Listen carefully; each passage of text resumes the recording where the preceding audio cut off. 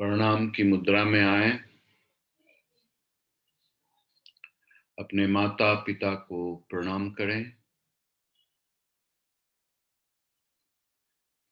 अपने पितृदेव को प्रणाम करें। अपने गुरुदेव को प्रणाम करें। अपने कुल देवता, कुल देवी, ग्राम देवता, ग्राम देवी को प्रणाम करें।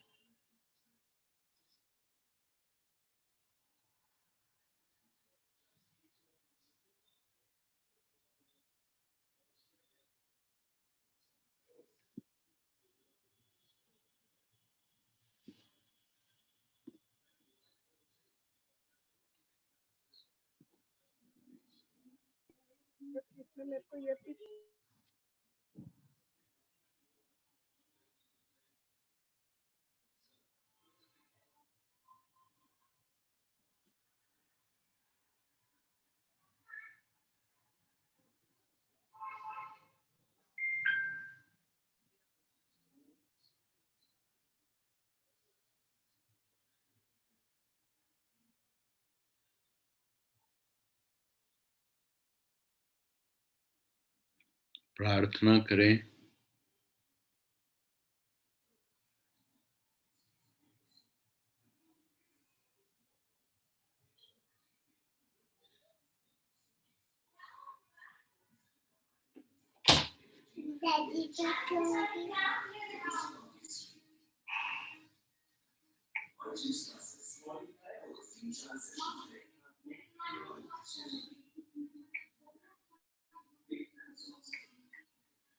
प्रार्थना में सबसे पहले आप अपने मन से क्षमा प्रार्थना करें। मैं पूरी शुद्धता से हर रात सोने से पहले अपना दिल बड़ा करूंगा, यानी सबको माफ करूंगा। आज जिन लोगों ने मुझे जाने अनजाने में दुख दिया है, उन्हें मैं माफ करता हूं। ऐसा करके मैं अपने ऊपर एहसान कर रहा हूं, अपनी शुद्धता को बढ़ा रहा हूं, अपनी एनर्जी के स्पंदन को बदल रहा हूं, अपने जीवन में सुख समृद्धि ला रहा हूं। आज जिन लोगों को मैंने मेरे भाव, वाणी अथवा क्रिया से दुख पहुंचाया है, मैं उनसे ईश्वर की साक्षी रख करके माफी मांगता हूं।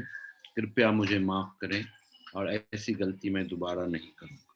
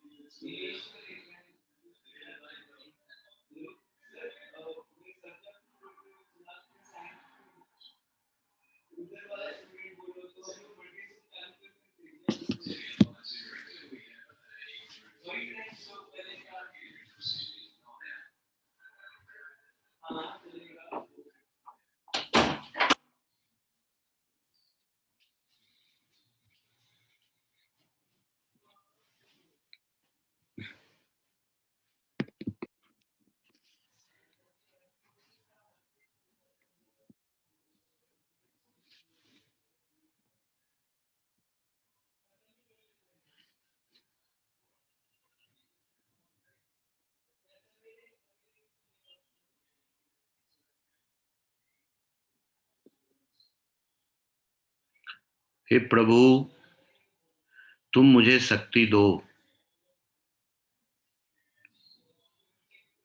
खुद पर करूं विश्वास, मेरे लिए है जमी, मेरे लिए है आकाश।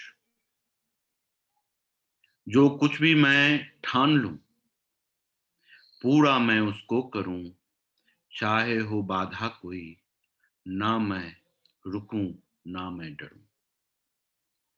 जो कुछ भी मैं ठान लूं, पूरा मैं उसको करूं, चाहे हो बाधा कोई, ना मैं रुकूं, ना डरूं। उन सबको मेरा नमन, जिनसे यह जीवन मिला, गुरुजन और माता पिता, त्रुटियों को करना क्षमा। पाना है मुझको शिखर, खुशियां ही खुशियां जहां, सपने हैं मेरे बड़े, प्रभु रखना अपनी दया। प्रभु रखना अपनी दया।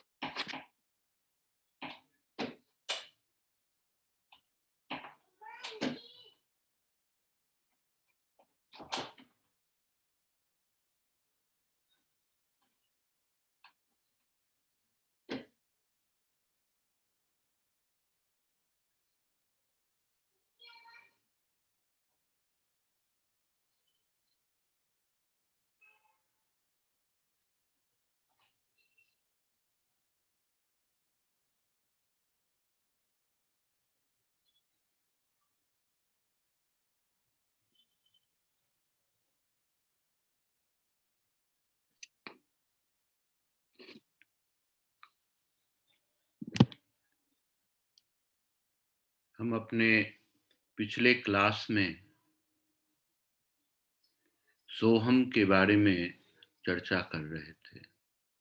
सोहम की उस अनुपम स्थिति को महसूस कर रहे थे। हमने आपको बताया था कि सो हम, ये दो शब्द है, सो और हम। जो हम सांस लेते हैं तो उस समय, लेने के समय जो श्वसन ध्वनि उत्पन्न होती है, वो ध्वनि से सो शब्द बनता है। और जब हम सांस छोड़ते हैं तो उस समय हम ध्वनि उत्पन्न होती है, उस सांस की क्रिया के द्वारा।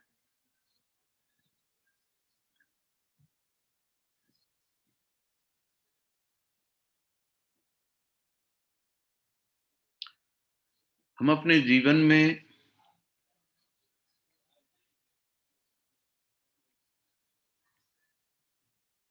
दो तरीकों से अपने जीवन को प्रभावी कर सकते हैं। एक श्वसन क्रिया है, इसको महसूस करके, इसमें डूब करके। और दूसरा है संकल्प क्रिया। संकल्प करने से जो शक्ति उत्पन्न होती है, उससे उत्पन्न चुंबकत्व के सहारे आप प्राण चेतना को खींचने और धारण करने का आकर्षण करते हैं।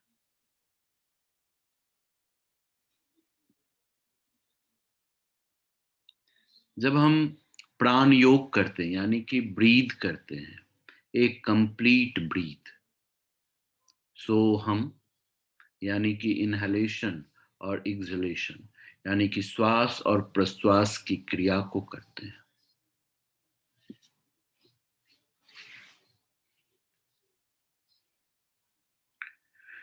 इसमें दो चीजें होती हैं। एक तो मंथन होता है उस श्वास की, और दूसरा आकर्षण होता है उस प्राण शक्ति की, जिसके द्वारा आप उनको समझ करके अपने जीवन में लाते हैं।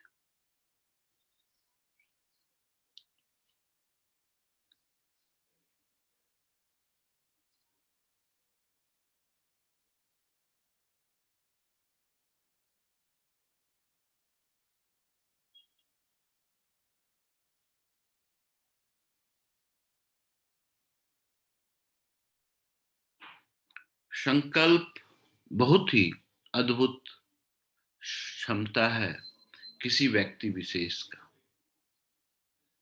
हम हमेशा से संकल्प विहीन हो जाते हैं। हम अपने अंदर की आत्मविश्वास को खो देते हैं, जिसकी वजह से हमारा संकल्प कमजोर हो जाता है। हम अपने लक्ष्य से भटक जाते हैं।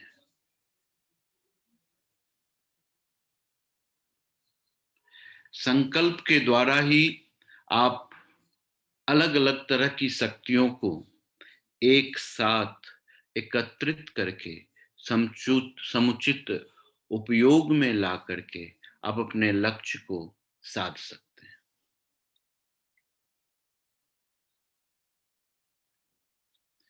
जब आप संकल्पित होते हैं, यानी कि हमारे योग में भी 8 अंग में से नीचे के जो 3 अंग हैं, धारणा, ध्यान और समाधि, यानी कि धारणा जो है बहुत ही उपयुक्त प्रोग्राम है, बड़ा ही आनंदित प्रोग्राम है।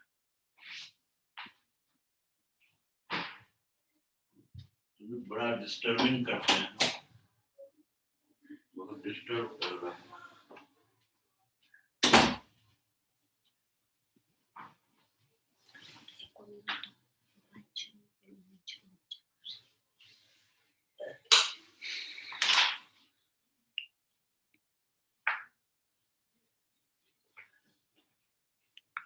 तो जब हम धारणा करते हैं तो हमारा ये समझना है जीवन के अंतर्गत कि हम अपने जीवन में जो सोचते हैं कन्फर्म होकर के, जिसको धारणा कहते हैं कि मुझे ऐसा चाहिए, मुझे ऐसा होना चाहिए, मुझे ये चीज चाहिए। जब हम धारणा करते हैं तो जितना स्ट्रांग धारणा होती है हमारी, उतना जल्दी से हम उस चीज को अचीव कर पाते हैं, अटेन कर पाते हैं। इसीलिए धारणा का, यानी कि संकल्प का बहुत बड़ा रोल है। आप इसको ये भी कह सकते हैं कि आप अपने जीवन में जो भी कार्य करते हैं, बिना धारणा का वो कार्य संपादन नहीं होता है। कोई भी काम करते हैं, ABCD कुछ भी संभव नहीं हो सकता। और कुछ भी काम, उसके लिए संकल्प होना जरूरी है, ध्यान होना जरूरी है, और उसको अचीव करना, अटेन करना भी जरूरी है। तो ये सारी चीजों को हम कैसे उपलब्ध करते हैं? सिर्फ एक ही चीजों के द्वारा, संकल्प के द्वारा। हमारी संकल्प शक्ति ही हमारे चेतना शक्ति के रूप में प्राण तत्व के शरीर में प्रवेश करने की आस्था को विकसित करती है। जो आस्था का चुंबकत्व है वो संकल्प का आकर्षण है। अब ये आस्था बड़ा अद्भुत चीज है। आस्था का मतलब होता है खुद के अंदर कन्फर्म होना।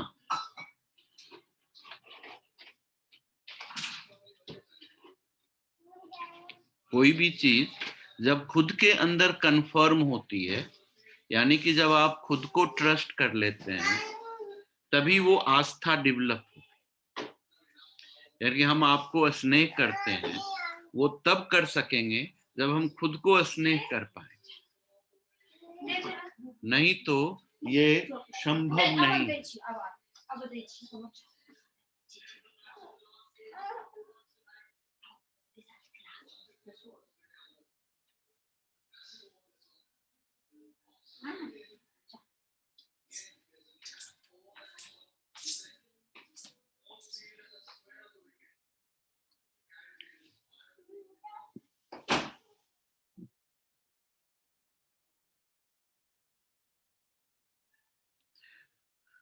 तो इसीलिए जो संकल्प है बड़ा ही सशक्त तत्व है हमारे जीवन का, जिसके बिना कुछ भी संभव नहीं हो सकता। ये हमारे मन स्थान का, यानी कि मन, बुद्धि, चित्त, अहंकार का अंतःकरण जो होता है, उसका काम करता है। ये सबसे पहले हमको ही कंफर्म कर देता है कि जैसे आपने कल्पना किया कि मैं अपने जीवन में ये चीज अचीव करूंगा, या मैं फिर से करोड़पति बन जाऊंगा, अरबपति बन जाऊंगा, है ना। इसको जो संकल्प करेंगे, ये संकल्प तभी संकल्पित होगा जब आपका अंतर्मन इस चीज को कंफर्म कर देगा, असर्टेन कर देगा कि yes, I am and going to be. तभी बात बनेगा। कोई भी क्रिया जब हम करते हैं, जब हम खुद में असर्टेन होते हैं, तभी अटेनमेंट होती है, तभी समाधि आती है। जब हम क्रिया को करते हैं, उस पर्टिकुलर टाइम में हम कितना फोकस्ड हैं, हम कितना वन पॉइंटेडनेस की अवस्था में हैं, कितना हम उस क्रिया के साथ मर्ज हो गए हैं, उसके ऊपर निर्भर।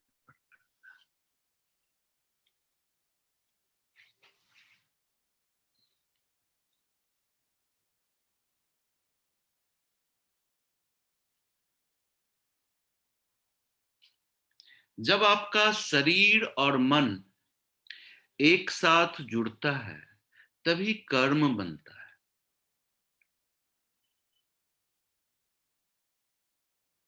तो आप अनुभव कर सकते हैं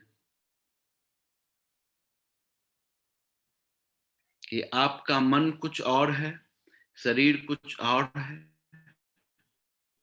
मन के अनुरूप शरीर काम कर रहा है, शरीर के अनुरूप मन काम कर रहा है।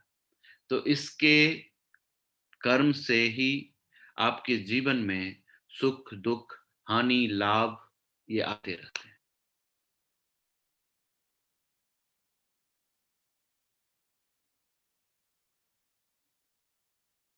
यानी कि आपके जीवन में जो कुछ भी बन रहा है, कर रहा है, के द्वारा किया गया संकल्प का आपकी मानसिक अवस्था का परिणाम है, आप ऐसा कर सकते हैं। आपके शारीरिक कर्म का परिणाम है, ऐसा कर सकते हैं।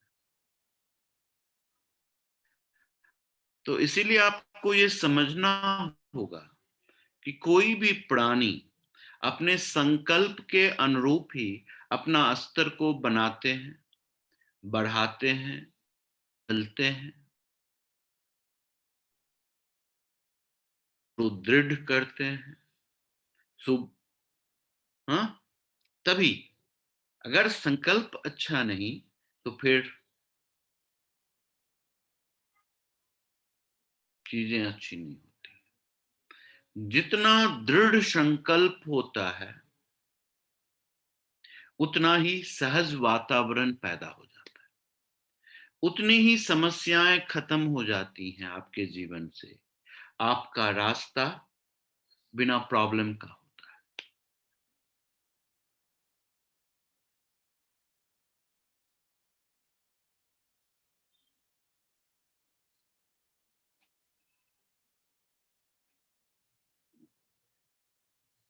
तो इसीलिए आपको समझना होगा कि जब आपके मन का संकल्प विक्षिप्त हो जाता है, कमजोर हो जाता है, तभी आपका अपने स्तर से पतन होता है।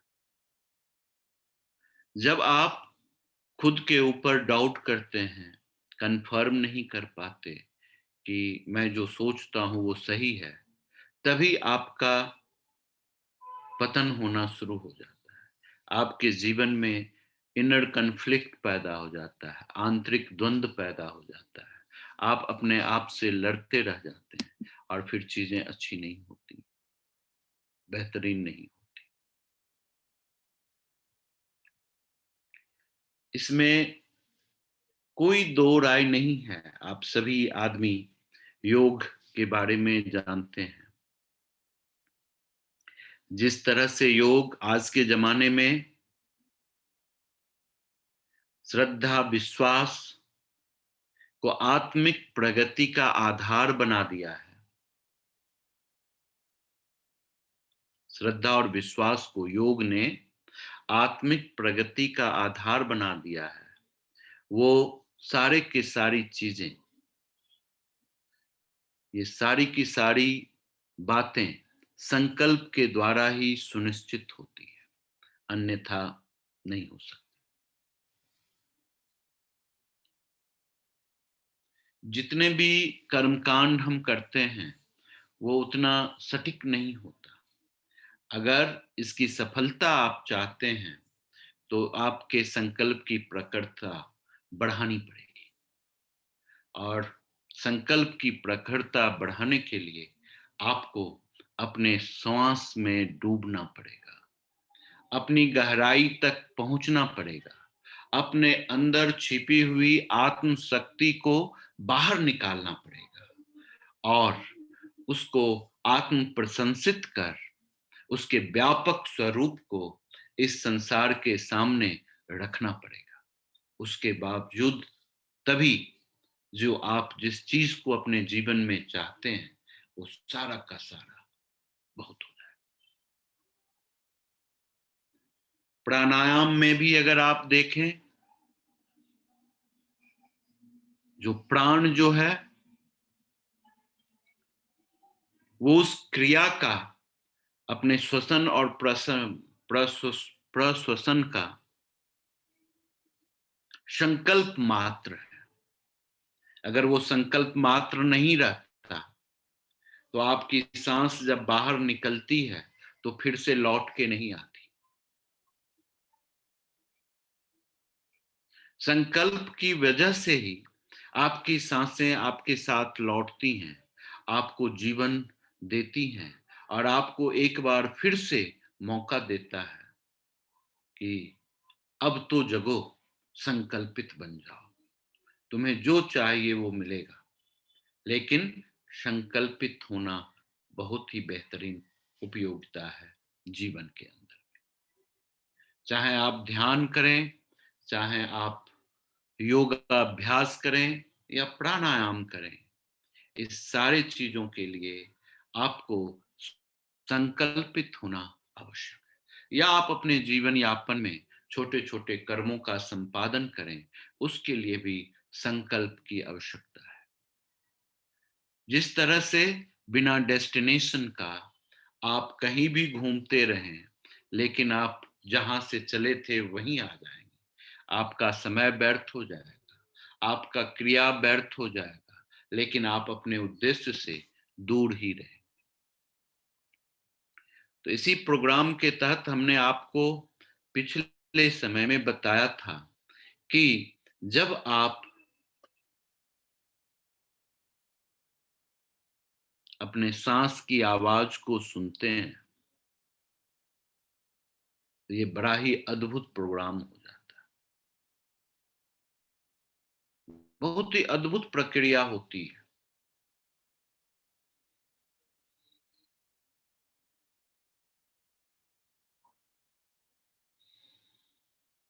बहुत बहुत अद्भुत प्रक्रिया होती है। आप कभी अनुभव करें तो महसूस करेंगे कि कैसे जब आप सांस लेते हैं तो कैसे आपका लंग्स आपके बॉडीली एक्टिविटीज को इनहांस करता है, किस तरह से आपके जो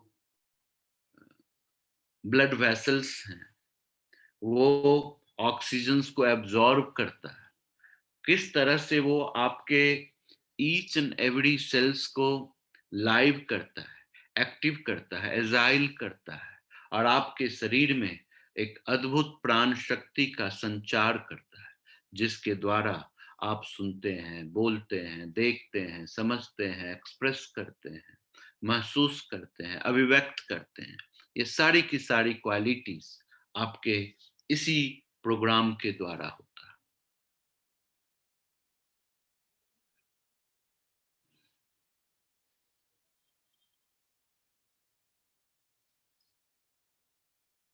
जब आप सांस को इस तरह से लें, इस तरह से संकल्पित करें, जो आपके भौतिक शरीर, आपके चुंबकीय शरीर और आपके आध्यात्मिक शरीर, इस तीनों को अलाइन कर दे, उसके नीचे से नीचे स्तर तक पहुंच करके उसकी अनुभूति को संकल्पित कर दे आपके जीवन में, तो फिर आपको एक ऐसा बल मिलेगा जिस बल के द्वारा आपका निष्ठा जो है वो परिपक्व हो।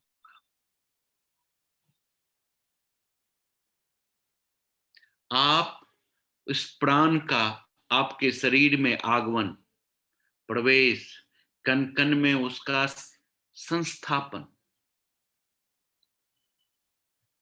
एवं जो शक्ति उसके द्वारा प्रोड्यूस हो रही है, अभिव्यक्त हो रही है, उसके असीम तथ्य को समझ पाने में आप सक्षम हो सकें। और जब आप जैसे जैसे उसको समझेंगे, आप ज्यादा संकल्पित होते जाएंगे, आपका आत्मविश्वास उतना बढ़ता जाएगा, आपकी निष्ठा उतनी बढ़ती जाएगी अपने ऊपर, आपको अपने किसी भी कार्यक्रम में डाउट नहीं आएगा, आप कभी भी अपने आप को कमजोर महसूस नहीं करेंगे, आप यह नहीं कह पाएंगे अब तो उम्र हो गया, मैं ऐसा कैसे कर सकता हूं। आपका उम्र किसी भी कार्य के संपादन का मोहताज नहीं है। आपकी प्रबल इच्छा, आपकी प्रबल निष्ठा और आपकी प्रबल संकल्प शक्ति के द्वारा आप किसी भी उम्र में किसी भी चीजों को अचीव करने में सक्षम है, और यही आपकी असीम ताकत है।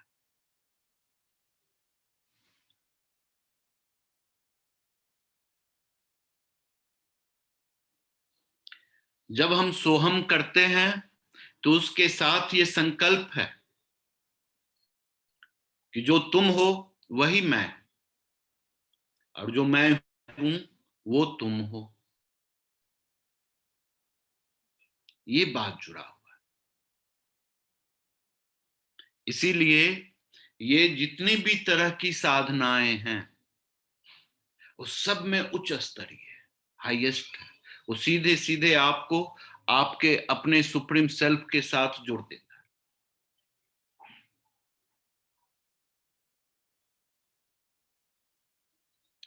ये आपको जीव और ब्रह्म इस दोनों को जोड़ने में सक्षम बना देता है, और जुड़ने के बाद जो अद्भुत स्वरूप आपका होता है उस स्वरूप का अनुभव करा देता है। हम जब सोहम साधना करते हैं तो इस सोहम या किसी भी तरह के शब्द का साधना जब करते हैं, किसी शब्द को अपने अंदर में आविर्भूत करते हैं, अनुभव करते हैं, क्योंकि आपको महसूस ये होना चाहिए कि आपका कण कण, यानी कि every cells, every gene and genes का भी जितने भी सेल्स हैं वो सब स्पंदन कर रहे हैं, साउंड प्रोड्यूस कर रहे हैं। आप अनुभव करेंगे कि मॉडर्न टाइम में साउंड को अनुभव किया गया। डायग्नोसिस सिस्टम के दौरान इस स्पंदन को रिकॉर्ड करके डॉक्टर्स या जो परीक्षक हैं वो कंफर्म कर पाते हैं कि आपके शरीर के विभिन्न अंगों से या कुछ स्पेसिफिक पार्ट से सही ढंग से साउंड नहीं आ रहा है। इसका मतलब वहां प्रॉब्लम है, या उस साउंड की उत्पत्ति कुछ अलग सी है जो कॉमन नहीं है। इसका मतलब वहां कुछ परेशानी हो रही,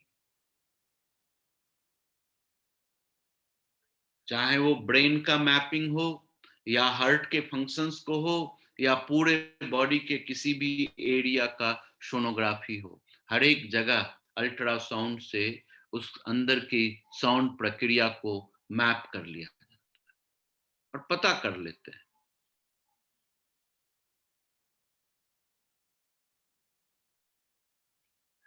बहुत बहुत अद्भुत बात है। किसी भी चीज में ऐसी क्षमता नहीं है जो सिर्फ अपने इस अंदर के साउंड को महसूस करने में, अपने अंदर की आवाज को सुन लेने में। हम बार बार कहते हैं कि बाहरी आवाज में मत खो। बहुत सारे लोग बहुत सारी बातें बोलेंगे आपके संदर्भ में, लेकिन आपकी अपनी आवाज जो आपको कभी भी किसी के सामने में नीचा नहीं होने देगी, डिमोरलाइज नहीं होने देगा, कमजोर नहीं होने देगा, आपको हमेशा सभी के सामने में सर्वोपरि स्थान पर रखेगा। उसके ऊपर कभी भी डाउट मत करो, उसको सुनो। जब हम उसको सुनते हैं तभी हम राइट साउंड सिस्टम्स को महसूस कर सकते हैं। जब हम सोहम की आवाज को सुनते हैं तो सुनने की एक बड़ा ही अद्भुत प्रक्रिया होती है, यानी कि हम अपने सांस को सुनते हैं और सांस की जो सूक्ष्म आवाज है वो सोहम ही प्रोड्यूस करती है। अब इसको 4 अवस्था में हम इसकी प्रैक्टिस को ला सकते हैं। जैसे बहुत जगह आप सुनते होंगे कि लोग सोहम सोहम सोहम जाप करते रहते हैं, लेकिन ये बड़ा ही निम्न स्तरीय वर्कआउट होता है। ये उतना अच्छा नहीं होता, उतना स्ट्रांग नहीं होता। फिर दूसरा होता है जो हम अपने माइंड के अंदर रिपीट करते हैं, सोहम सोहम सोहम, जिसमें अपने मुंह की एक्टिविटीज को बंद कर देते हैं, टंग मूवमेंट नहीं करते। ये सब सिर्फ माइंड में ही रिपीट होते रहता है। ये दूसरे स्तर की साधना। तीसरे स्तर की साधना है कि अपनी सांस की आवाज को आप सांस के साथ सोहम को अंदर ले रहे हैं, सांस को छोड़ते हुए उसको ले रहे हैं, या सांस लेते हुए सो को ले रहे हैं, सांस छोड़ते हुए हम को बाहर कर रहे हैं। यानी कि प्राण वायु के साथ समन्वय कर देते हैं इस शब्द को। तो ये तीसरी अवस्था होती है, इसको प्राण साधना कहते हैं शब्द का। जो चौथी अवस्था होती है वो अवस्था बड़ा अद्भुत होती है, वो अनहद होती है। यानी कि जब आप अपने शरीर के किसी भी भाग में ध्यान को ले जाएंगे तो वहीं से वो आवाज आएगी, सोहम सोहम सोहम।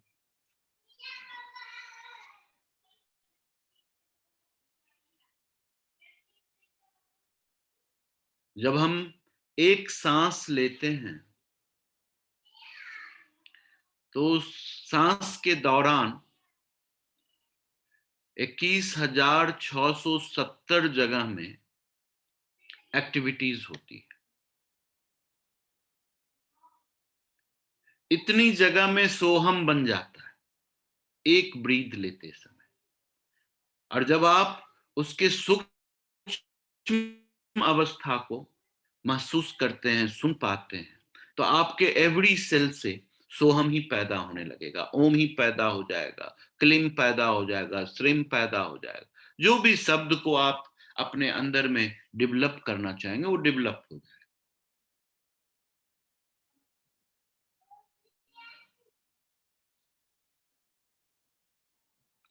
और पांचवा अवस्था जो होता है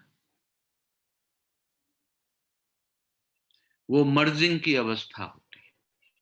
आप मर्ज कर जाते हैं, सोहम के साथ मर्ज हो जाते हैं, आप सोहम बन जाते हैं।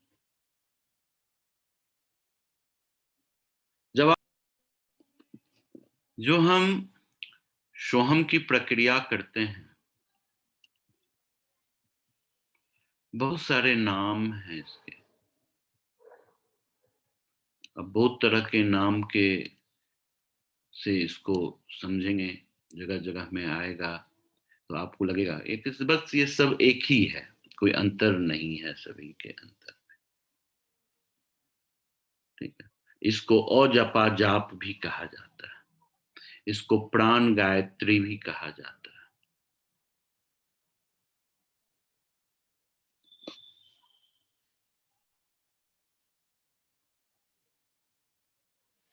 इसको हंस योग भी कहा जाता है।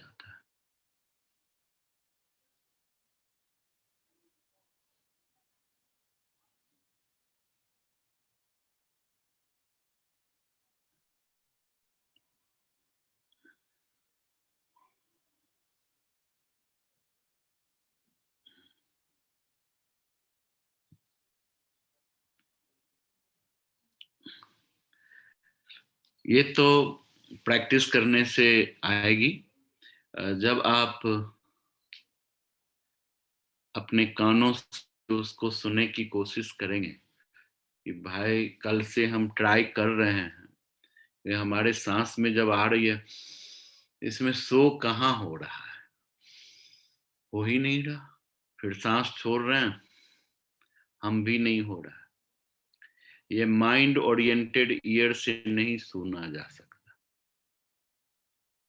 इसके लिए आपको सूक्ष्म कर्ण को जागृत करना होगा, यानी कि मन को स्थिर करना होगा, चित्त के साथ जोड़ना पड़ेगा, आत्मा के साथ संयोजित करना पड़ेगा, तब जाकर के आप इसको बड़े आसानी से सुन पाए।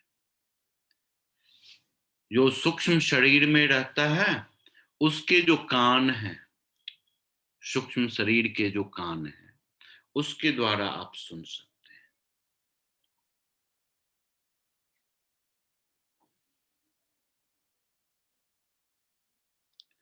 क्योंकि ध्वनि जो है सो सूक्ष्म है, अस्थूल नहीं है। इसीलिए अस्थूल आवाज को आप अपने कानों के छेद से सुनते हैं और सूक्ष्म आवाज को आप अपने सूक्ष्म कर्णेंद्रियों से सुनते हैं।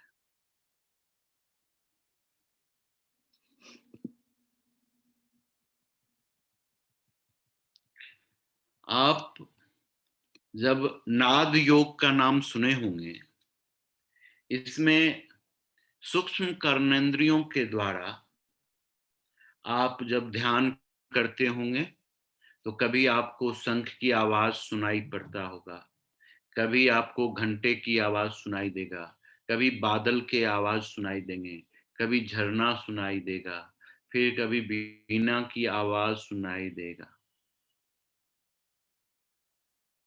लेकिन जब हम हंस योग करते हैं तो इसमें नाक और कान दोनों की समन्वित सूक्ष्म शक्ति का हमको लाभ होता है। इसमें डबल बेनिफिट होता है, नाक का भी यूज होता है और कान का भी यूज होता है। सोहम अनाहत शब्द है, तो अनाहत शब्द भी कहा गया है।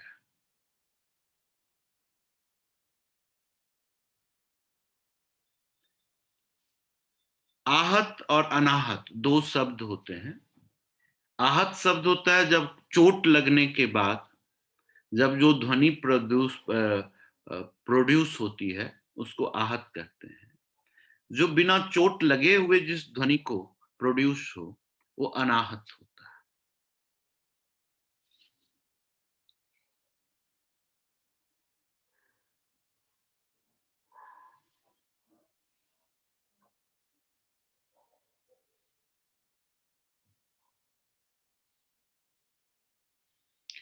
आप सब जानते हैं कि इस शरीर के अंदर 5 तत्व हैं।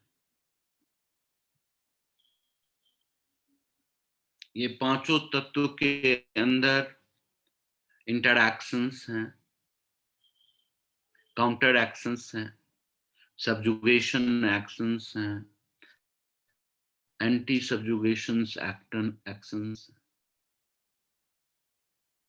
फिर इसके बाद आयुर्वेद के हिसाब से आप सुनते होंगे कि 3 ह्यूमर्स हैं, है ना, जिसके अंतर्गत आपका वात, पित्त और कफ है। इस तीनों के अंदर में भी एक्टिविटीज होती रहती है। तीनों एक दूसरे को बैलेंस करते रहती है, तीनों एक दूसरे को फेवर में काम करती है, तीनों एक दूसरे के अगेंस्ट में काम करती है ना? ये होता है। उसी तरह हमारे अंदर 3 मेंटल क्वालिटीज़ भी है, सत्व, रज और तम। इस तीनों ह्यूमर्स में भी आपके दिमाग में तरह-तरह की बातें आती रहती हैं, बदलाव होते रहते हैं, स्थिर नहीं रहता है, सब चीज़ें होती रहती है ना? तो शरीर के जितने भी इस एक्टिविटीज़ से जो साउंड पैदा हो रहा है, वो सब साउंड आहत साउंड है।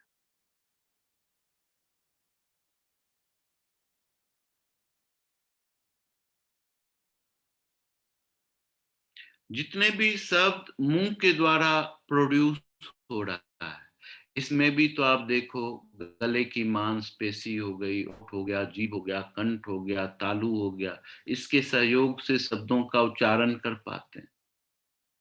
ये सभी आहत प्रकृतिगत हैं, ये आहत तरह के शब्द हैं।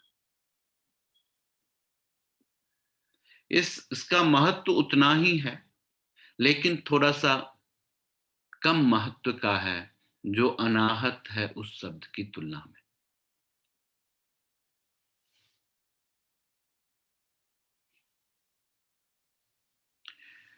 आपको ये समझना होगा, जब हमको आत्मबोध होती है और उसका जो प्रज्ञा होता है, उसका जो ज्ञान होता है, जब हम आत्मबोध हो रहा है, सेल्फ रियलाइजेशन हो रहा है, इसको जब हम समझ पाते हैं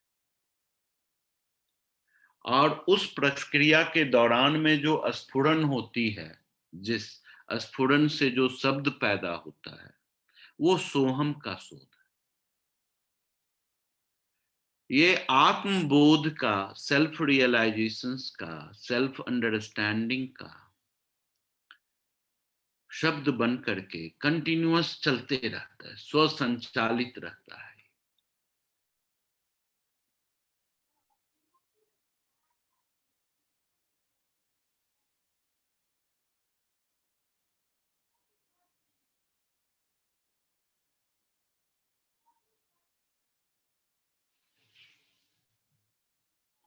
बहुत अद्भुत बात है, बहुत अद्भुत बात है। इसको समझना बहुत ही अ, अद्भुत बात है। इसी के समझने के दौरान जब अनुभूति होती है, अहम ब्रह्मा अस्मि, तो इस बात की अनुभूति हो जाती है।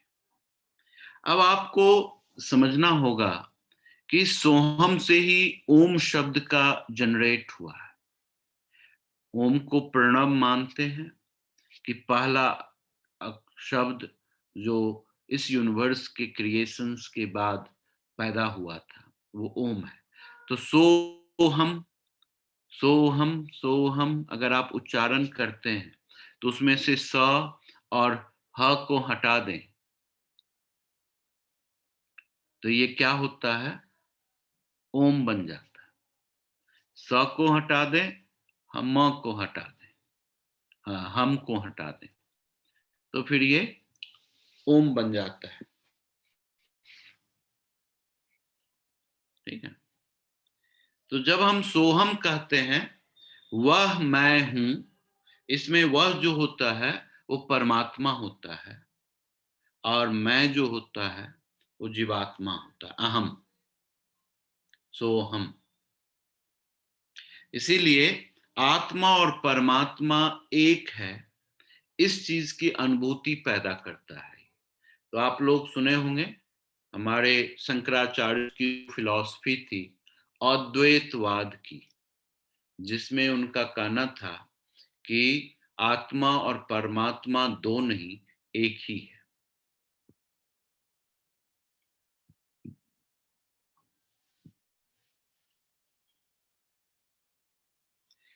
और इसी आधार पर जो अनुभूति लोगों को हुआ, उन्होंने कहा त्वम तत्मसि, अय आत्मा ब्रह्म शिवो हम सच्चिदानंदो हम ही सच्चिदानंद हैं, हम ही शिव हैं, हम ही सब कुछ हैं। शुद्धोसी, बुद्धोसी, निरंजनोसी, इस तरह के जो वाक्य सब जो हमारे ब्रह्म सूत्र में है, वो सिर्फ सोहम से ही पैदा हुआ है और उस सब में जीव और ब्रह्म की जो तात्विक एकता है, इसका प्रतिपादन करता है। इसीलिए सोहम बड़ा ही अद्भुत उपासना का विषय है, बहुत ही अद्भुत उपासना का विषय है। हम सभी आदमी को सोहम की उपासना करती रहनी चाहिए।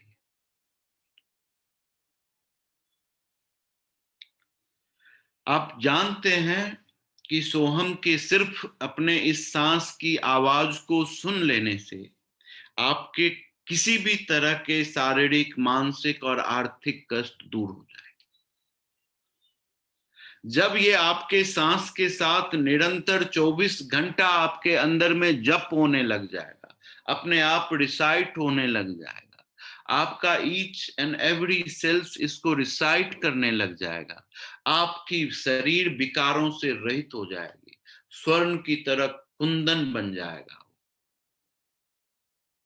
इतना परिशुद्ध हो जाएगा कि आपका शरीर विष्णु स्वरूप हो जाएगा, विशिष्ट अणु वाला विष्णु बन जाएगा, आप शिवो हम हो जाएंगे, आप अपने सूर्य और चंद्र को मर्ज कर देंगे, आप अपने शिव और शक्ति को मर्ज कर देंगे। अब आप अर्धनारीश्वर हो जाएंगे, आप क्रिएटर हो जाएंगे, आप जो ही इच्छा करेंगे वही पैदा कर लेंगे। ये अद्भुत प्रक्रिया है इस सोहम नाम के क्रिया को कर लेने से, बड़ा अद्भुत आनंद मिलता है।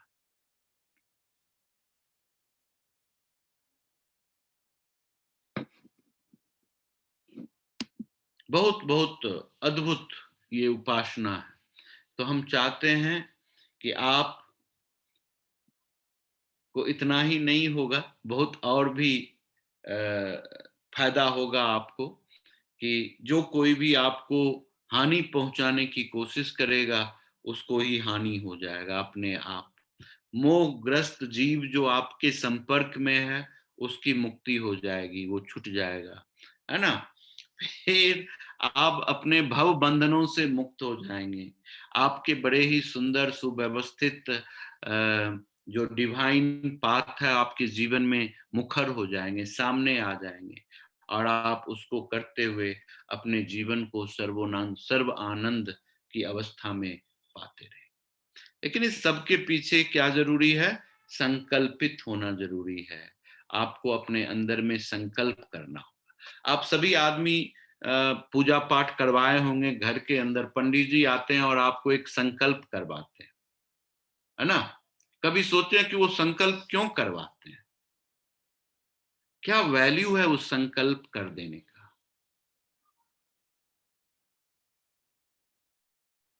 हम्म।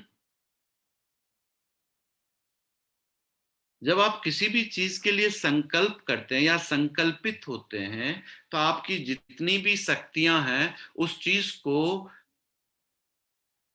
एकम्प्लिश करने के लिए, उस चीज को एकम्प्लिश करने के लिए फटाफट आपके जीवन में उपलब्ध हो जाती है, वो आपके जीवन में सपोर्ट करने के लिए तैयार हो जाती है, वो अट्रैक्टिव हो जाती है, और जिस चीज को लेकर के आप संकल्पित हुए हैं वो चीज आपके जीवन में उपलब्ध करा देती है। आप जैसे किसी मंदिर में जाते हैं, कहते हैं ये मंदिर बड़ा अच्छा है यार, हम जब भी वहां जो सोच के जाते हैं वो हमारे जीवन में हो जाता है ना।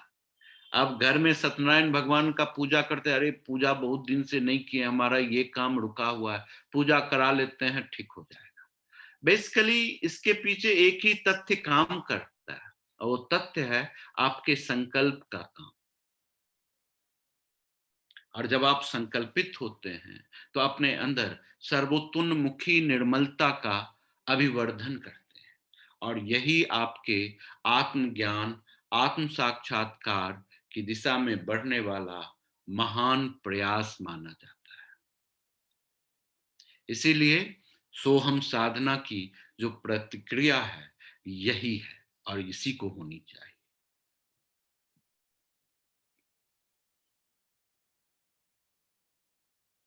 आपको अपने अंतःकरण के गहनतम स्तर की गहराई तक उतरनी चाहिए।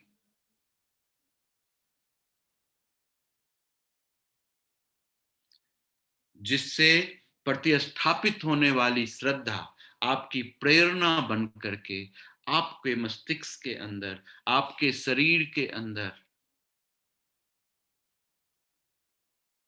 सात्विक परिवर्तन करके आपके जीवन में प्रकाश ही प्रकाश फैला देती।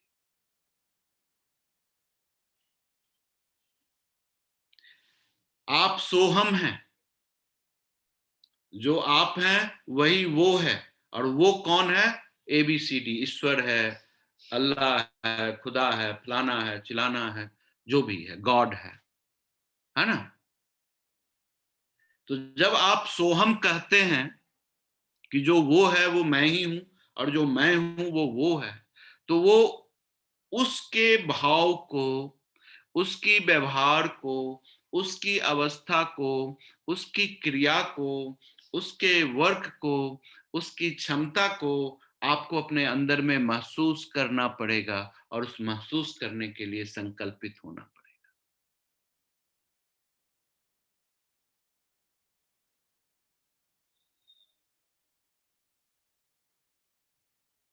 जो ईश्वर सोचता है वही सोचना पड़ेगा, जो ईश्वर करता है वही करना पड़ेगा।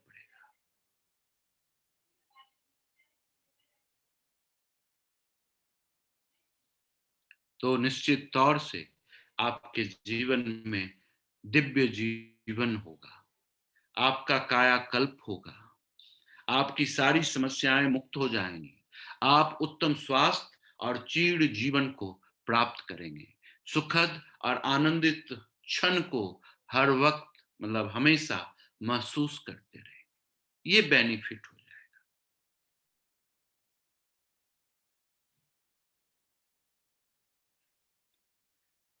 जब दोनों एकाकार हो जाएंगे तो दोनों का स्वरूप भी एक हो जाएगा, दोनों का कार्य भी एक हो जाएगा, दोनों की अनुभूति भी एक हो जाएगी, दोनों की प्रेरणा भी एक हो जाएगी, दोनों का संकल्प भी एक हो जाएगा। तो आप उनसे डिटैच्ड नहीं हो सकेंगे। जैसे नाला का पानी जब गंगा से मिलता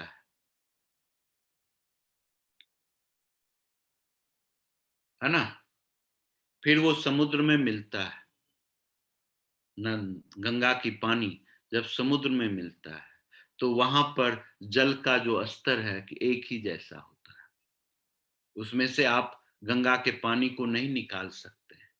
गंगा अपनी आइडेंटिटी को मर्ज कर देती है समुद्र में और वो समुद्र बन जाती है। जब आप अपने अंदर के ब्रह्म भाव से जगेंगे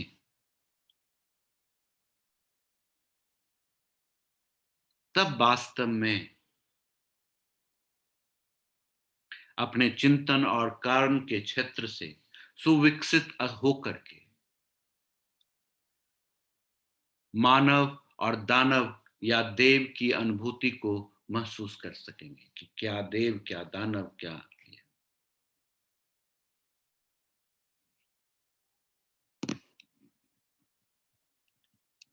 सोहम की अद्भुत अनुभूति के द्वारा आपका कुंडलिनी जागरण सहज हो जाता है, अपने आप हो जाता है।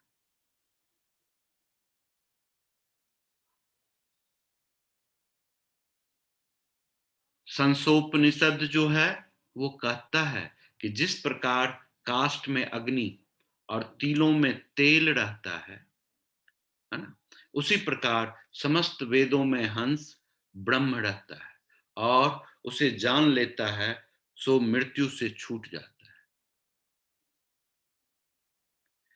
सोहम ध्वनि को निरंतर करते रहने से, सुनते रहने से, वो ध्वनि बन जाने से एक एक शब्द चक्र बन जाता है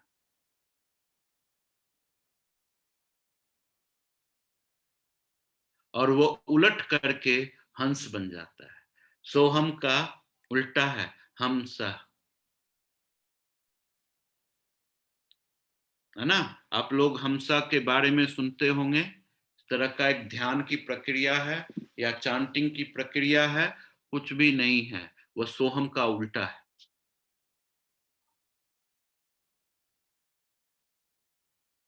और इसी के आधार पर इसका नाम हंस योग हो गया। हंस योग, हंसा। हंसो हंसो है ना। हम सो हम सो हम। इसको पुनरावृत्ति करते रहिएगा तो सोहम ही बन जाता है। हम सो हम सो हम सो हम सो हम सो हम सो हम। तो आप देखेंगे कि क्या बनता है, सोहम सोहम ही जाप होने लगता है।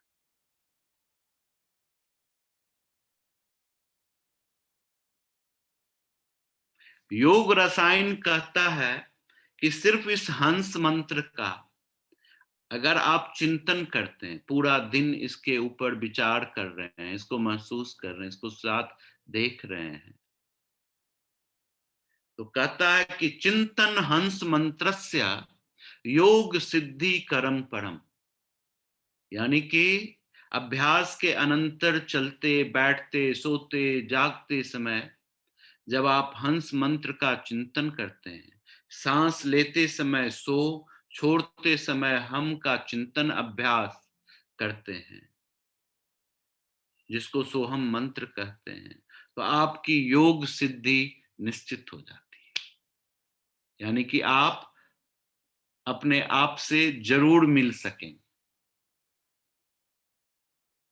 तब बात सुंदर हो जाती है।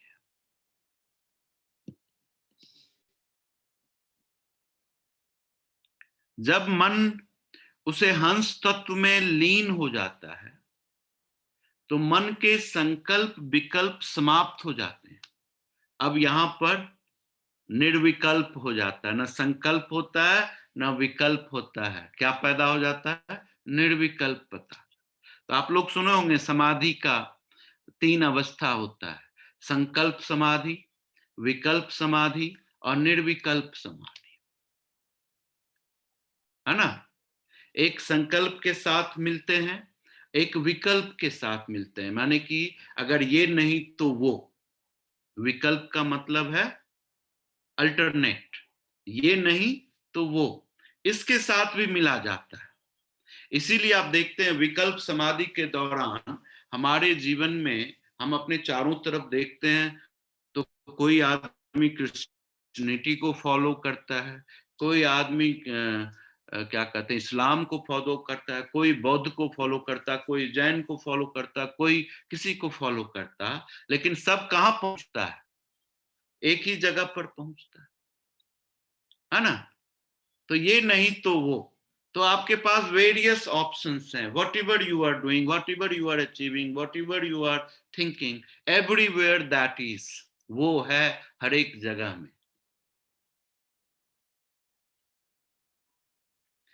तो जब मन में इसको जाप करते करते जब आपका संकल्प और विकल्प समाप्त हो जाते हैं तो निर्विकल्प की अवस्था में, जहां पर ना ही संकल्प है ना ही विकल्प है, ऐसी अवस्था में शक्ति रूप, ज्योति रूप, शुद्ध बुद्ध, नित्य निरंजन ब्रह्म का प्रकाश प्रकाशवान होता है। यानी कि आप इनलाइटेंड हो जाते हैं, ब्रह्म स्वरूप हो जाते हैं और आप हमेशा प्रकाशित रहने लग जाते हैं। ऐसा काम होता है।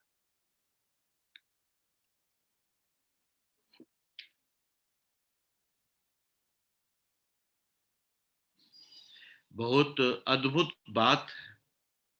आप, एक उपनिषद है जिसको बोलते हैं ब्रह्म विद्यो उपनिषद, इसमें ये बड़ा ही हमसा का बहुत बेहतरीन एक्सप्लेनेशन किया गया।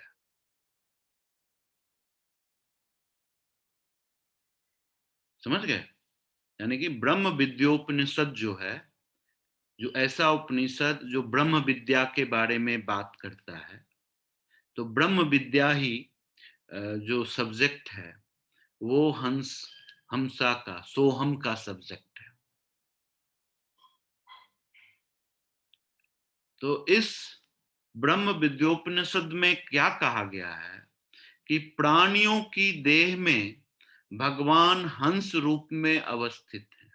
इसीलिए आत्मा का जो है, आत्मा का जो हंस जो है, जो सिंबल है, क्या है?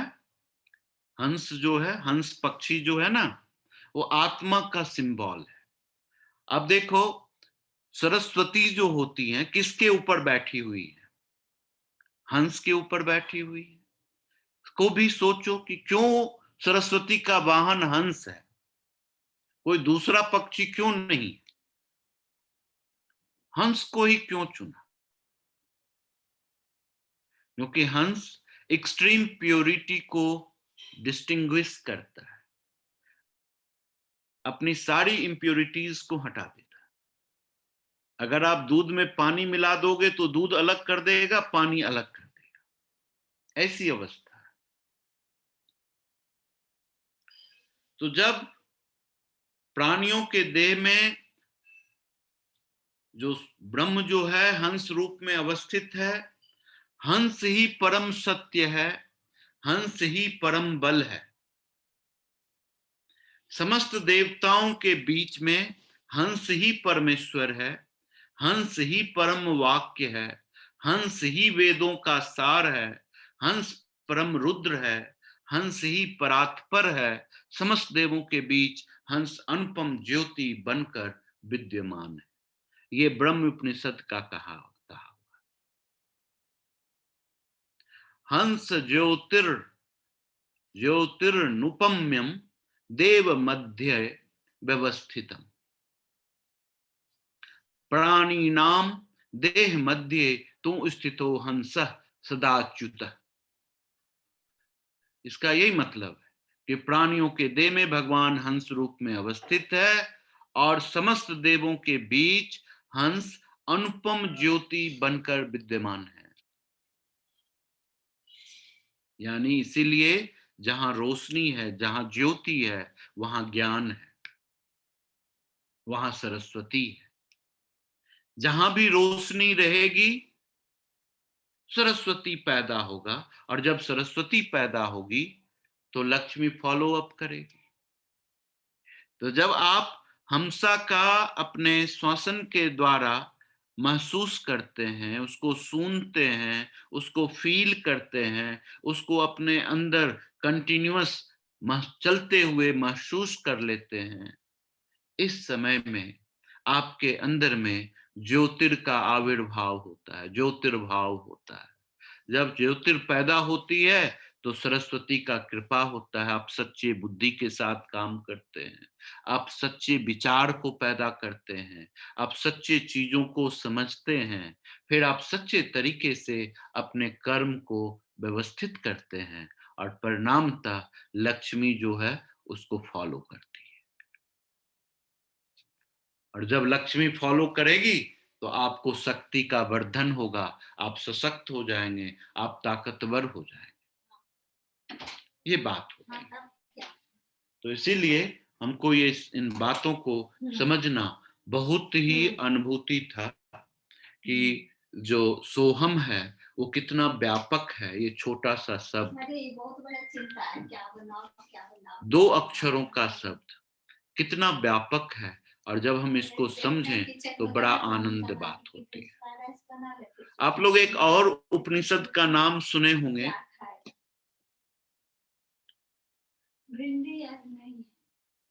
जिसको बोलते हैं क्षुडिकोपनिषद। क्षुडिक उपनिषद, क्षुडिकोपनिषद। और आटा खत्म हो गया, दूसरा आटा है उसमें लगता है कि जैसे ज्यादा तो नहीं लग गया है।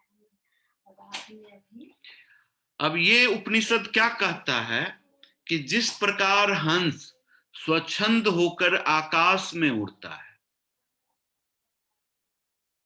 उसी प्रकार इस हंस योग का साधक सर्व बंधनों से विमुक्त हो जाता है। There should be no foundation if you will practice this. There will not be any obstacles in your path, in your life path or journey of your life path. That's the ultimate achievement. ये छूड़ को उपनिषद कहता है।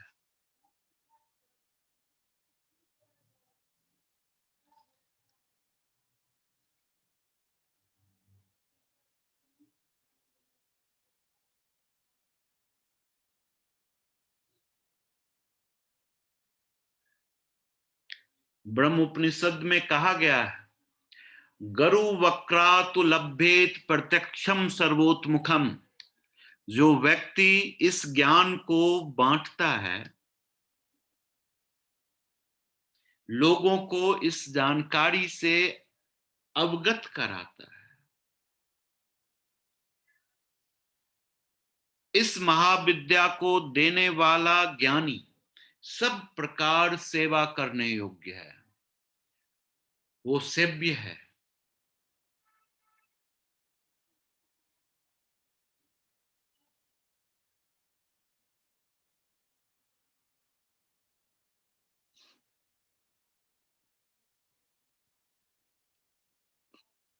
है ना? बहुत अद्भुत बात है। तो इस हंसा में ह और स दो है।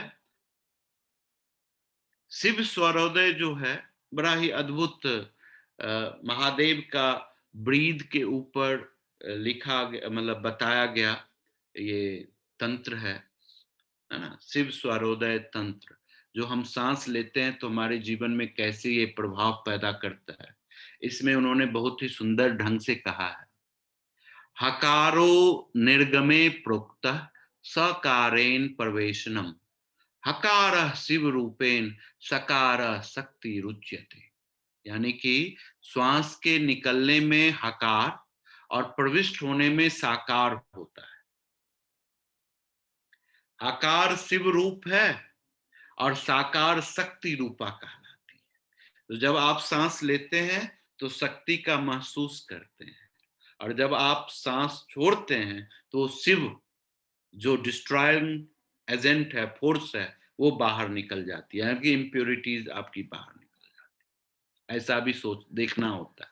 जब आप सांस लेते हैं तो ऑक्सीजन लेते हैं, सांस छोड़ते हैं कार्बन डाइऑक्साइड लेते हैं। अगर शरीर में ज्यादा कार्बन डाइऑक्साइड हो जाएगी तो क्या होगा?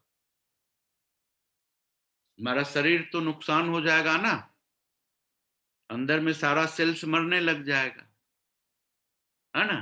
तो इस दोनों का जो समन्वय अगर ठीक ढंग से होगा तो शरीर सुव्यवस्थित रहेगा, ऐसा कहा, है ना? एक योग शिखा उपनिषद है, जिसको योग शिखोपनिषद बोलते हैं। इसमें भी बहुत ही सुंदर इसके बारे में लिखा है कि इसमें थोड़ा सा अलग तरह से कर दिया है ना? इसमें कहता है कि हकारेन तू सूर्य स्यात् सकारेन्दुच्यते, सूर्य चंद्र मसोरक्यं हट इत भी दियते।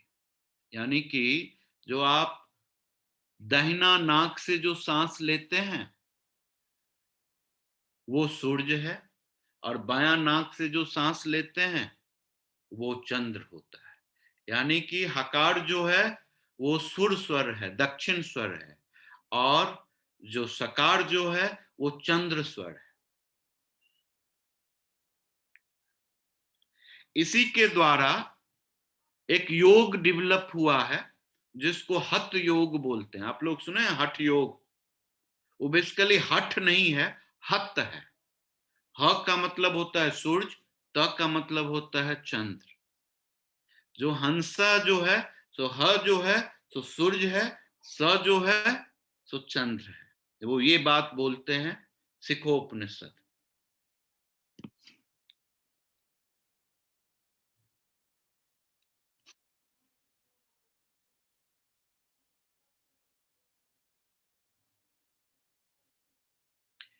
ये देखो, अपने आप अगर आप इसमें अवेयर होते जाएंगे तो अपने आप ये चलता रहेगा, चलता रहेगा, चलता रहेगा, चलता रहेगा।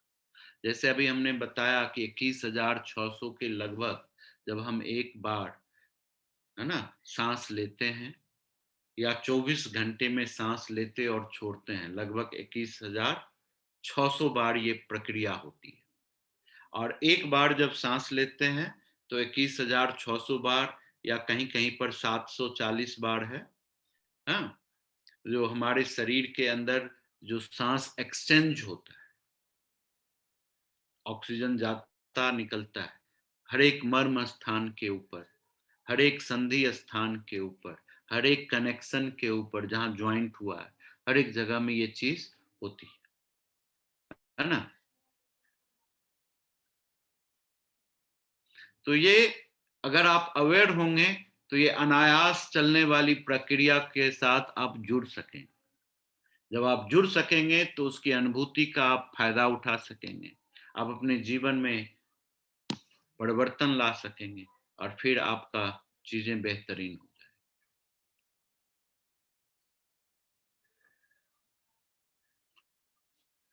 तंत्र सार तो बहुत ही अद्भुत बात बोल दिया है इसके बारे में,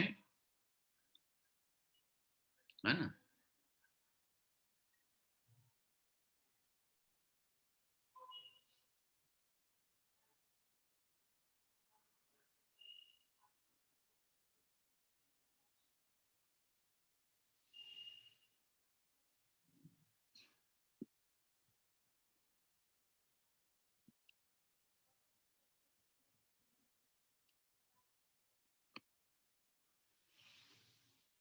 और गोरख संहिता में तो और भी बहुत विशेष बात कहा है। इन्होंने कहा है कि इसके समान न कोई विद्या है, इनके समान न कोई ज्ञान है, न कोई समय है, भूत भविष्य कुछ भी नहीं। ये हमेशा अजपा नाम गायत्री योगी नाम मोक्षदा सदा। वो हमेशा ये सोहम जो है आपको मोक्ष प्रदान करता है।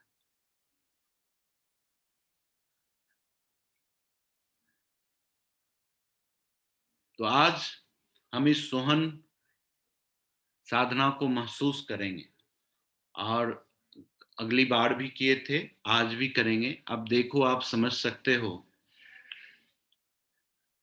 जो बांसुरी है, बांसुरी की ध्वनि कैसे पैदा होती है, कभी आपने सोचा है उसके अंदर? जब वायु उस बांसुरी के छेद से निकलता है, वेग पूर्वक निकलता है, तो जो वायु का बांसुरी के इनर सरफेस के साथ जो घर्षण होती है, उस घर्षण के द्वारा जो ध्वनि का प्रवाह उत्पन्न होता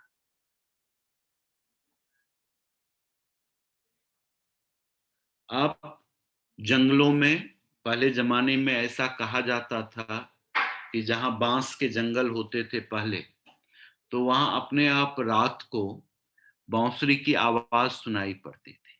तो गांव घर में लोग कहते थे कि वहां पर मैं फलाना ब्रह्म राक्षस आता है उस जंगल में, और रात को 12 बजे में बांसुरी बजाता है। लेकिन वास्तविकता ब्रह्म राक्षस की नहीं थी। वास्तविकता इस बात की थी कि जब हवा का प्रवाह बांस में कीड़ों मकोड़ों के द्वारा जब छेद हो जाता था, तो उस छेद के अंदर से जो घुस करके वो जब बाहर निकलता था, तो उस प्रवाह से जो ध्वनि उत्पन्न होती थी वो बांसुरी की आवाज होती थी।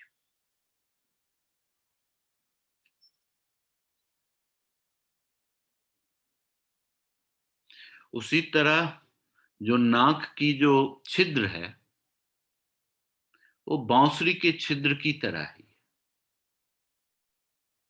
जब ये हवा आपके नाक के अंदर घुसती है, तो ये भी उतना ही मंत्र मुग्ध करने वाली आवाज को प्रोड्यूस करती है।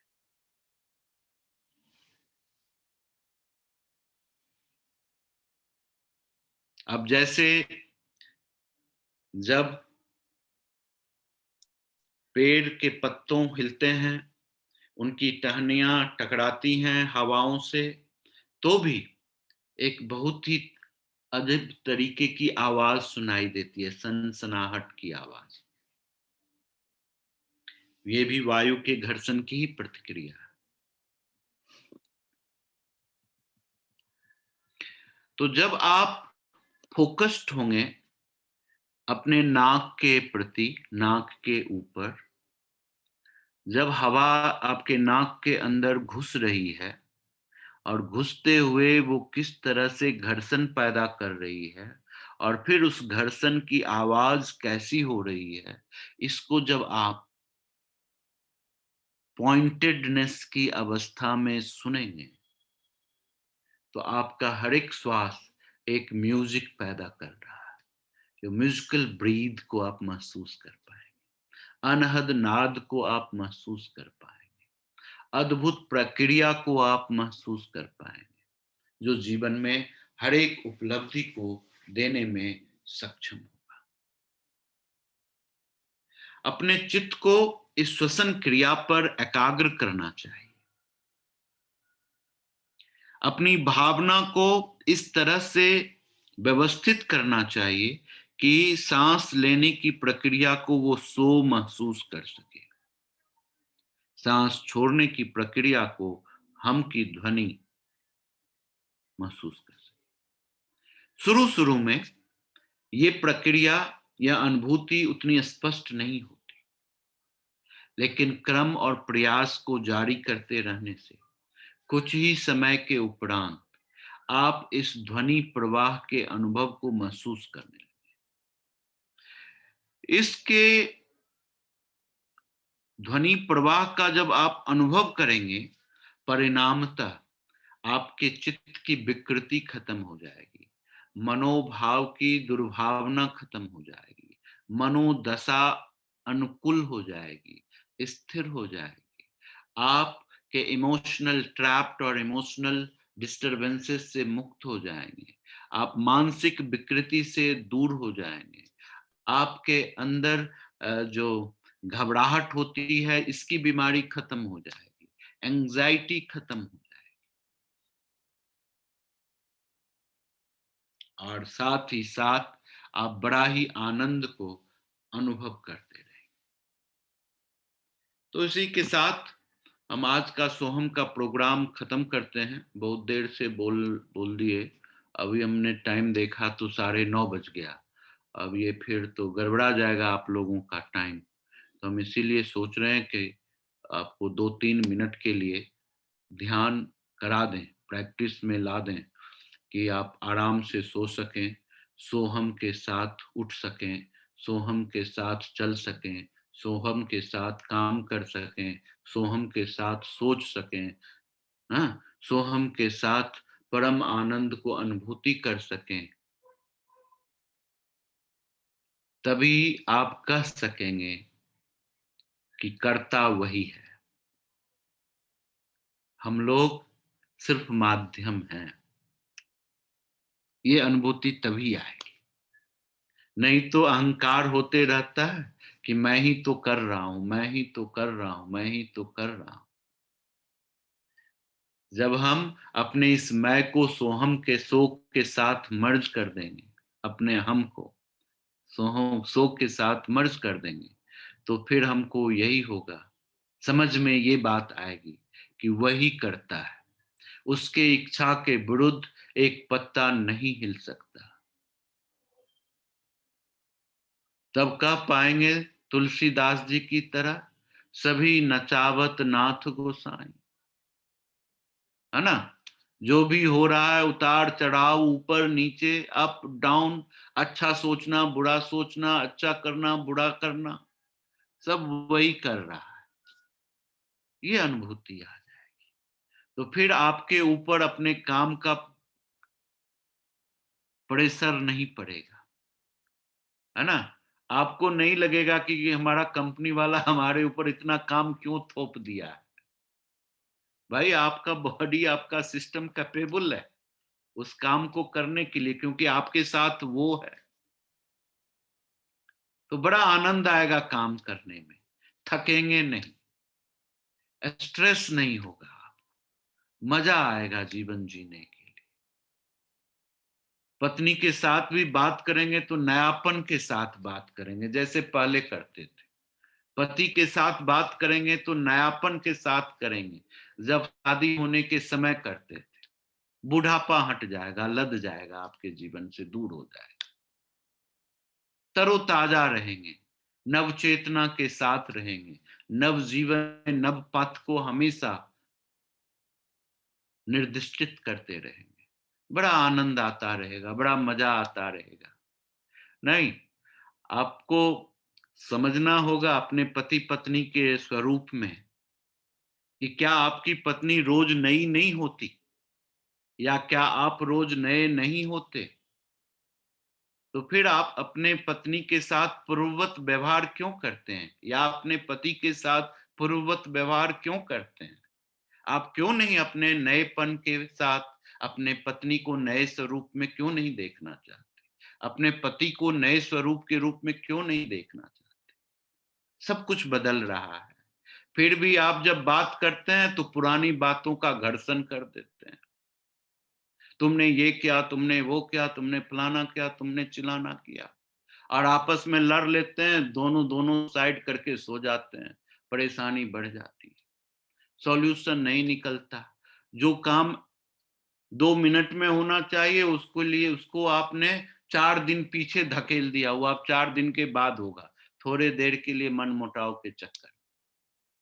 कितना नुकसान हो गया, 72 आवर्स डिस्टर्ब सिस्टम। अब चौथा दिन ही काम बनेगा आपका। अगर उस दिन भी पुरानी बात को लेकर के फिर से लड़ गए तो 3 दिन और खराब हो गया, फिर उसके चौथा दिन पाम बढ़ेगा। तो आप सोचिए कि आप अपने जीवन में कितना पिछड़ रहे हैं, रोज पिछड़ रहे हैं। आप कहते हैं कि हमारा काम टाइम से नहीं होता है सर, करने के लिए जाते हैं, ये हो जाता है वो। इस यही कारण है कि ना ही आप अपने नयापन को महसूस करते हैं, ना आपने अपने जो अर्ध अंग वाले हैं, अर्धांगिनी और अर्धंग जो भी हैं, उनको भी नएपन को महसूस नहीं करते। तो आप संपूर्ण होकर के कैसे काम करेंगे? डिले तो होगा ही ना। तो इसलिए हम आपसे आग्रह करेंगे कि सोहम को महसूस करें, और जो आपके जीवन में नयापन देगा, और अपने जीवन के हर एक संबंध में नयापन देखें, तो फिर आपका संबंध पुराना नहीं होगा, हमेशा नया रहेगा, उसी तरोताजगी के साथ। आपने कभी देखा है सूर्योदय को, सूरज को पूरा बूढ़ा होते हुए? वो हमेशा नए ताजगी के साथ ही पैदा लेता है। तो आपके जीवन में भी बुढ़ापा नहीं आएगा। आपकी पत्नी और आपका पति भी आपको प्रताड़ित नहीं करेगा। कितने अद्भुत आनंद पैदा हो जाएगा जीवन के अंदर। मोस्टली हम यही कारण देखते हैं कि पीछे वाली चीजों को पुरानी चीजों के साथ हम देखते हैं, सुनते हैं, और उसी के साथ एनालिसिस अपने वर्तमान स्थिति को कर लेते हैं। यही होगा, हो गया, बैल का बैल ही रह गया, चलो कुछ भी काम का नहीं। ऐसी बातों को कर लेते हैं जो हमारे जीवन में बड़ा ही कष्टदायी है। देखो, कभी कभी स्त्रियां बहुत बुद्धिजीवी होती है, जैसे हमारी पत्नी है, बहुत बुद्धिजीवी है ना? तो उनकी बुद्धिजीवता जब प्रखर हो जाती है तो दिक्कतें पैदा करती, क्योंकि हम उनकी बुद्धिजीवता के प्रखरता के लिए तैयार नहीं रहते। हम पुराने ही अवस्था में रहते हैं, सोचते रहते पत्नी है, इसको क्या समझ में आता है, लेकिन उसने तो ग्रोथ किया है। उस ग्रोथ को हम नहीं महसूस करते, हम उसको पहले की तरह ही ढेपा मार समझते रहते, किसी काम की नहीं है ये। और जिसकी वजह से उसके शब्द हमको हर्ट करने लग जाते हैं। जब हमारी पत्नी बुद्धिजीवी होती है और वो बोलती है, तो बोलने के समय जब वो सत्य चीजों का उजागर करेगी तो आपको हर्ट होने लगेगा, आप रिएक्ट करेंगे, फिर उल्टा सीधा बोलेंगे, फिर आपस में लड़ लेंगे, परेशानी बढ़ जाएगी। ऐसा नहीं करें ना। अपने संबंध को के अंदर नयापन पैदा करें, नए तरीके से देखें, नए अनुभूति से देखें, नए विचार से देखें, नए स्वरूप में देखें, तो जीवन में नयापन मेंटेन रहेगा, हमेशा नया ही रहेगा, आनंद ही आनंद रहेगा। कभी भी चीजें रुकेंगी नहीं, परेशानी में नहीं पड़ेंगे, लॉस नहीं होगा, बीमार नहीं पड़ेंगे। हम देखते हैं कि जितने भी हमारे पास पेशेंट आते हैं, आपको बड़ा असली बात बताता हूँ, 60% मेल एंड फीमेल उनके बीमारी का कारण मेल फीमेल में आपसी लड़ाई का कारण है। वो आपस में लड़के बीमार हो रहे हैं। पति पत्नी की बात नहीं सुनता और पति की बात पत्नी नहीं सुनता। आपस में दोनों लड़ते हैं तो गर्दन दर्द हो जाता, कमर दर्द हो जाता, बॉडी पेन हो जाता, बुखार लग जाता, इरिटेशन हो जाता, डिप्रेशन हो जाता, है ना, डाइजेशन की प्रॉब्लम हो जाती, गैस्ट्रिक हो जाता, एसिडिटी हो जाता। उसमें जो आदमी जितना गुस्सा कर देता उसको उतना एसिडिटी हो जाता। समझ रहे हैं बात? तो इसीलिए हम चाहते हैं कि ये जो साधना है, सोहन की साधना, ये बड़ा ही अद्भुत साधना है। ये आपको उच्च ध्यान के उच्चतम शिखर तक तो पहुंचाएगा, लेकिन साथ ही साथ आपके जीवन को प्रकाशित करेगा। इसको हमेशा नव किशलय के रूप में रखेगा और बड़ा ही कोमल रखेगा, निर्मल रखेगा, स्वच्छ रखेगा, पवित्र रखेगा, परम आनंदित रखेगा। तो मजा ही मजा रहेगा जीवन में। तो ले लो भाई मजा, और आप सभी आदमी सीधा बैठ जाओ। अब मजा लेने का समय खत्म हुआ और मजा देने का काम शुरू करते हैं। बस 2-3 मिनट के लिए भाई, ज्यादा समय अब नहीं लेंगे, बहुत टाइम हो गया बात करते करते, है ना। सीधा बैठ जाएं। सीधा बैठने के बाद आज आपको एक बड़ा ही अद्भुत अद्भुत मुद्रा का ध्यान करना है। देखिए कुछ नहीं है, ये ज्ञान मुद्रा है, और इस ज्ञान मुद्रा को अपने तरफ यूं कर दीजिए, ये सब इस अवस्था में रखना है और अपने दिमाग को अपने नाक के पास ले जाना है। दिमाग कहां पर रहेगा? नाक के पास में रहेगा, नाक के टिप के पास में, जहां हवा नाक को टच करेगी, है ना। तो जब आप आंख बंद करेंगे और देखेंगे कि हवा आपके अंदर प्रवेश कर रही है, तो उस सूक्ष्म अनुभूति को, उस सूक्ष्म ध्वनि को, उस शब्द को, जो प्रवेश करते समय जो आपके नाक के छिद्र के द्वारा जो ध्वनि उत्पन्न होता है, शब्द उत्पन्न होता है, सो उसको महसूस करेंगे, सुनेंगे, फिर छोड़ते हुए हमको महसूस करेंगे। तो हम ये प्रक्रिया को 3 मिनट तक के लिए करेंगे।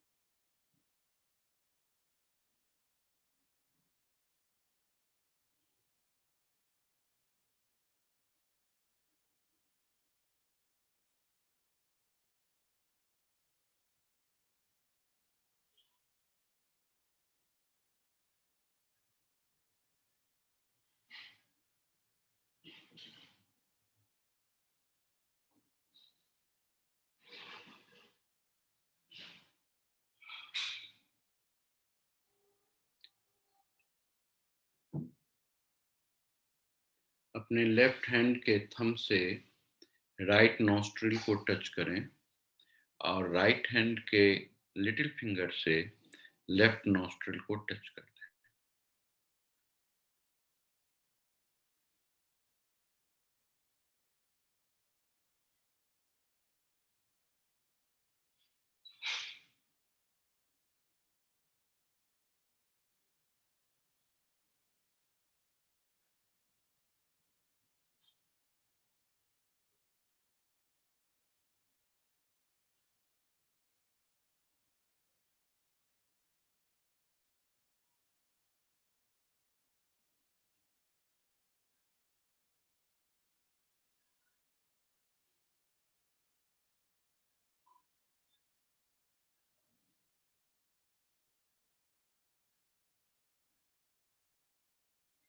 अब अपने दोनों हाथ के थंब से आज्ञा चक्र के ठीक पीछे back side of the head में टच करें।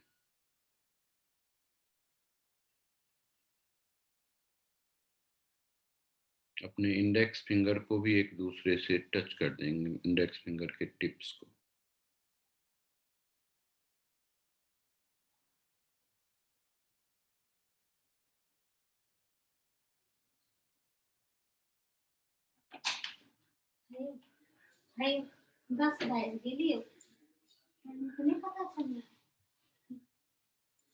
फिर दोनों हाथ को आपस में रब कर लें।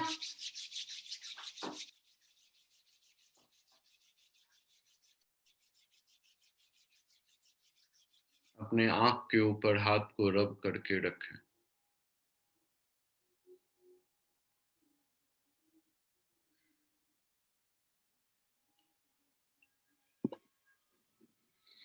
धीरे से आंख को खोलें, अपने पाँव को रिलैक्स कर लें, अपने कंधे को रिलैक्स कर लें, बॉडी को राइट एंड लेफ्ट ट्विस्ट कर लें।